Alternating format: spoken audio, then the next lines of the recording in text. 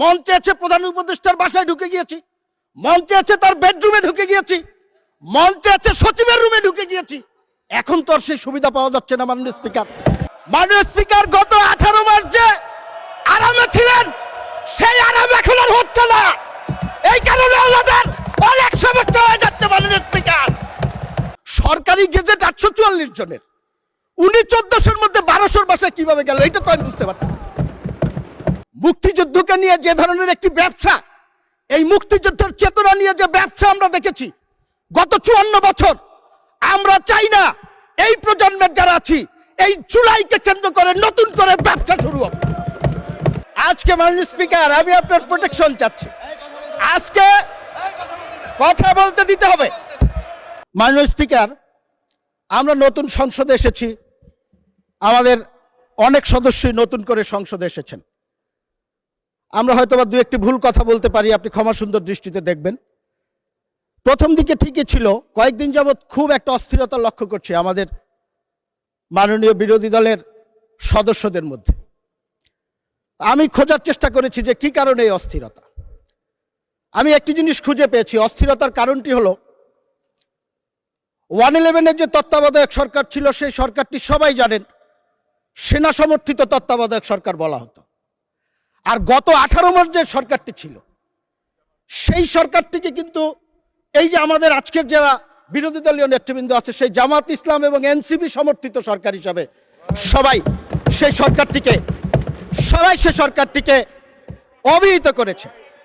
আজকে মাননীয় স্পিকার, আমি আপনার প্রোটেকশন চাচ্ছি। আজকে কথা বলতে দিতে হবে।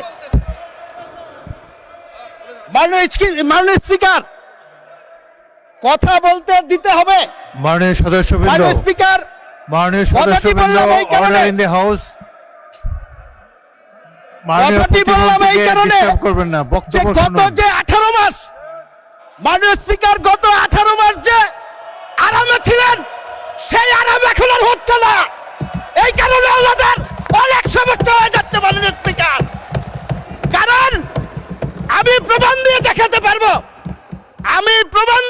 পারবো বৈষম্য বিরোধী ছাত্র আন্দোলনের একজন নেতা, তার বক্তব্য আছে, সে একজনের সাথে গল্প করছে, বলছে যেইভাবে আমরা কাটিয়েছি, মন চেয়েছে প্রধান উপদেষ্টার বাসায় ঢুকে গিয়েছি, মন চেয়েছে তার বেডরুমে ঢুকে গিয়েছি, মন চেয়েছে সচিবের রুমে ঢুকে গিয়েছি।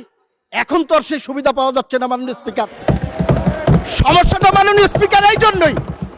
আমি একটি কথা বলতে চাই আরেকটি বিষয়ে। জুলাই আন্দোলন নিয়ে কথা হয়েছে, এখানে আমি অন্ততপক্ষে 3 জন সংসদ সদস্য বক্তব্য দিয়েছেন, রেকর্ড আছে আপনার কাছে। একজন বলেছে 844 জন শহীদ হয়েছেন, একজন বলেছে 1000-এর উপরে শহীদ হয়েছেন, একজন বলেছেন 1400 শহীদ হয়েছে। মাননীয় স্পিকার, আমি যতটুকু পড়াশোনা করে দেখেছি, স্বাস্থ্য মন্ত্রণালয় বিভিন্ন হসপিটালের সূত্রে পাওয়া তথ্যের ভিত্তিতে প্রথমে বলেছিল 1400 অধিক শহীদ হয়েছে এবং এটা জাতিসংঘের সংস্থা বলার চেষ্টা করেছেন। পরবর্তীতে মুক্তিযোদ্ধা মন্ত্রণালয় একটি গেজেট প্রকাশ করেছেন, সেই গেজেটটিতে অতীতের গেজেট বাতিল করে 844 জনের একটি চূড়ান্ত তালিকা প্রকাশ করেছেন। এখন সমস্যাটার জায়গা কোন জায়গাটায়, আমি একটি কথা আপনাদেরকে বলতে চাই, একটি উদ্ধৃতি দিয়েই বলতে চাই। আমার মাননীয় বিরোধী দলের নেতা, আমি ওনাকে খুবই পছন্দ করি, খুব সুন্দর কথা বলেন, আদবের সাথে কথা বলেন, ওনার অঙ্গভঙ্গি, ভাষা ব্যবহারের যে বিষয়টি সেটি অনুকরণ করার মতো। আমার সাথে যতদিন দেখা হয়েছে লবিতে, আমি ওনাকে সালাম দিয়েছেন, আমাকে হয়তো উনি ব্যক্তিগতভাবে চেনেন না, বাট আমি ওনাকে খুবই পছন্দ করি। কিন্তু গত 14 এপ্রিল 2026 তারিখে একটি অনুষ্ঠানে উনি বলেছেন, আমি তাকে দোষারোপ করছি না, আমি যা জানার জন্য মাননীয় স্পিকার আপনার মাধ্যমে। মাননীয় সদস্য, আপনাকে আরো 2 মিনিট দেওয়া হলো, 2 মিনিটের মধ্যে সাম আপ করেন। মাননীয় স্পিকার, আর একটু বাড়িয়ে দেওয়া হোক। সময় তো দেয় আপনাদের হুইপরা, বাড়ানো কমানো সব তাদের আছে। উনি বলেছেন প্রোগ্রামটিতে, আমি পত্রিকার রিপোর্ট দেখে বলছি, আমি দেখাতে পারবো, 14 এপ্রিল 2026 1400 শহীদের মধ্যে 1200 শহীদের বাসায় যাওয়ার সৌভাগ্য আমার হয়েছে। এখন মাননীয় স্পিকার, সরকারি গেজেট 844 জনের, উনি 1400-র মধ্যে 1200-র বাসায় কিভাবে গেল এটা তো আমি বুঝতে পারতেছি। এখন আমরা সংখ্যাটা জানতে চাই। উনি যদি যেয়ে থাকেন কোনো আপত্তি নেই, আলহামদুলিল্লাহ, কিন্তু আমরা প্রকৃত সংখ্যাটা জানতে চাই।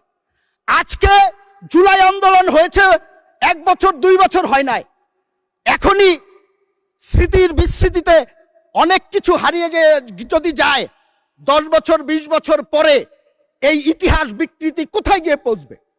মুক্তিযুদ্ধকে নিয়ে যে ধরনের একটি ব্যবসা, এই মুক্তিযুদ্ধের চেতনা নিয়ে যে ব্যবসা আমরা দেখেছি গত 54 বছর, আমরা চাই না এই প্রজন্মের যারা আছি এই জুলাইকে কেন্দ্র করে নতুন করে ব্যবসা শুরু হবে। এই ব্যবসা বন্ধ করার জন্য প্রকৃত ইতিহাস, কতজন শহীদ হয়েছে, তাদের রাজনৈতিক পরিচয় কি আমরা জানতে চাই। আমরা তো রাজনৈতিক পরিচয়ের কথা বলেছি, এবং উনি আরেকটি কথা বলেছেন, আমার মাননীয় বিরোধী দলীয় নেতা, শহীদরা সবাই শিক্ষিত ছাত্র বা রাজনীতিবিদ নয়, তারা খেটে খাওয়া মানুষ, সাধারণ মানুষ। ভালো কথা, কিন্তু এই শহীদদের একটি বড় অংশ আমরা সবার অবদানকে স্বীকার করি, কিন্তু এই শহীদদের বড় অংশ তো রাজনীতিবিদদের আহ্বানে এখানে শরিক হয়েছেন। এই নেতৃত্বের অধীনে এই সংগ্রামে যারা শরিক হয়েছেন তাদের অস্তিত্বকে যদি আপনারা অস্বীকার করেন। মাননীয় প্রতিমন্ত্রী 2 মিনিটে শেষ করেন এবার, ফাইনালি ক্লোজ। থ্যাংক ইউ মাননীয় স্পিকার। তাদের অস্তিত্বকে যদি আমরা অস্বীকার করি তাহলে শহীদদের উপরে এবং যারা আহত হয়েছেন তাদের উপরে আমার মনে হয় একটু অবিচার হয়ে যাবে। সর্বশেষ 2 মিনিটে একটি কথা বলবো মাননীয় স্পিকার, সেটি হলো বাক স্বাধীনতা কিংবা মত প্রকাশের স্বাধীনতা সবার আছে। এটার জন্যই তো আমরা লড়াই করেছিলাম, জীবন দিয়েছিলাম। সৌভাগ্যক্রমে গত 17 বছর প্রত্যেকটি লড়াইয়ের অগ্র সৈনিক হিসাবে আমরা কিন্তু ছিলাম মাননীয় স্পিকার। আজকে বিরোধী দলের টেবিলে যারা বসে আছেন, এখানে সাধারণ সম্পাদক সাহেব নেই, অনেকের সাথেই এক বিছানায় ঘুমানোর সৌভাগ্য হয়েছে জেলখানায়। তো সেই জন্য বলতে চাই, আমরা বাক স্বাধীনতায় বিশ্বাস করি। আপনি সরকারের সমালোচনা করবেন, সরকার ভুল করলে বলবেন, সমালোচনা করবেন, কার্টুন করবেন, কিন্তু আমার নেত্রী মারা গেছেন, তাকে উদ্দেশ্য করে যদি আপনাদের কর্মীরা কোনো অশালীন বক্তব্য দেয়, আবার প্রধানমন্ত্রী আছেন, তার অবশ্যই সমালোচনা করা যাবে, সেটি নিয়মের মধ্যে করেন।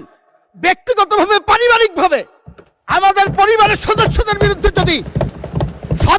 বিরুদ্ধে যদি এইভাবে উচ্চারণা করা হয়, সেটি কিন্তু আমাদের জন্য দুঃখজনক।